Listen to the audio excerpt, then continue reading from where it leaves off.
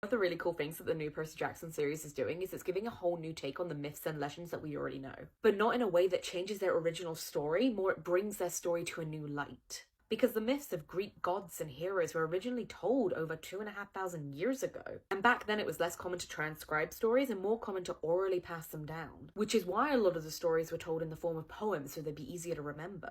But it's likely that a lot of the original stories and a lot of the original meanings were lost throughout the years as people passed down the stories. And then even more so because the original Iliad and Odyssey were all written by Homer, who didn't write in modern English. And so it's become the work of modern translators to translate these original texts into language that we can understand. And because of this, a large chunk of the original meaning is literally lost in translation. It's also worth noting that most of the translations have been primarily done by men. That is until Emily Wilson's Odyssey was the first work to be translated by a woman. And it sheds light on all the really subtle but incredibly biased ways in which a translation can alter a narrative. When we look at a work like the Odyssey, it tells the story of this great hero Odysseus and his travels to return home. And what Emily Wilson is careful to do in her translation is to not shy away from the actual horrors that Odysseus himself committed and was an active part of. One particular change that Wilson made was that she did not shy away from the fact that Odysseus owned slaves. And you might be wondering why previous translators didn't make it clear that Odysseus owned slaves. And that's because in the ancient Greek language, they had more specific words for the defining role that each person had as a slave. They wouldn't just be called slave, they would be called female maid slave. And so in previous translations, they would just use the word maid.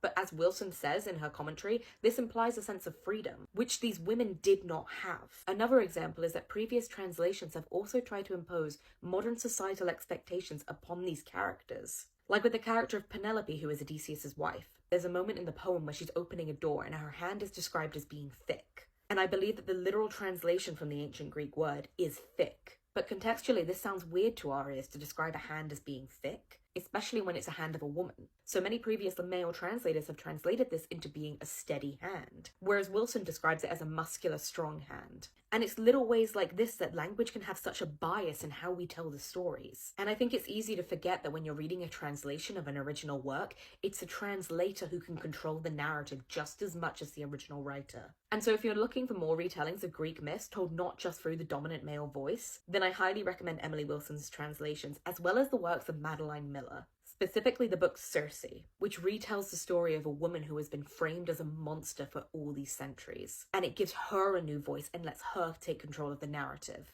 And we're seeing it in the new Percy Jackson series, especially with the way they retold Medusa's story, framing her as a survivor rather than just a monster. And by not shying away from the fact that the gods did bad things, and that these children have every right to feel angry and furious at them. But I'm really excited to see how the Percy Jackson series continues this trend. Because just in the first 5 books alone, I know that we do come into contact with characters who have historically been viewed as monsters only. And it's really nice to not just be told the hero's perspective. And so I'm really excited to see where it goes.